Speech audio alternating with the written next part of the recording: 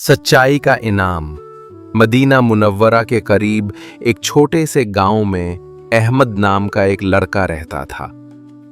अहमद निहायत गरीब था, मगर उसका दिल बहुत साफ और सच्चा था। वो हर हाल में सच बोलने का आदी था, चाहे उससे उसका कोई नुकसान ही क्यों ना हो। एक दिन गांव के रईस ने ऐलान किया कि जो बच्चा सबसे ज्यादा सच्चाई दिखाएगा उसे इनाम दिया जाएगा। ये सुनकर गांव के सब बच्चे खुश हुए और अपने अपने तरीके से तैयारी करने लगे। कुछ बच्चे सोचने लगे कि अगर थोड़ा सा झूठ बोलें तो उन्हें फायदा हो सकता है, मगर अहमद ने दिल में अज़्म किया कि वो हर हाल में सच ही बोलेगा। चंद दिन बाद रईस ने सब बच्चों को अपने महल में बुलाया और सवालात पूछने शुरू किए।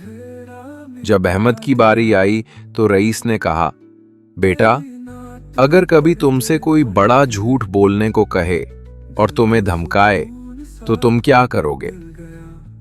अहमद ने बड़े सुकून से जवाब दिया, मैं सच ही बोलूंगा, क्योंकि अल्लाह ताला देख रहा है। इंसान से डरने के बजाय मुझे अपने रब से डरना चाहिए। रईस ये जवाब सुनकर हैरान रह गया। उसने दूसरा सवाल किया, अगर सच बोलने से तुम्हें नुकसान हो जाए तो? अहमद ने जवाब दिया, नुकसान और फायदा अल्लाह के हाथ में है। झूठ बोलकर वक्ती फायदा हो सकता है, मगर आखिरत बर्बाद हो जाती है।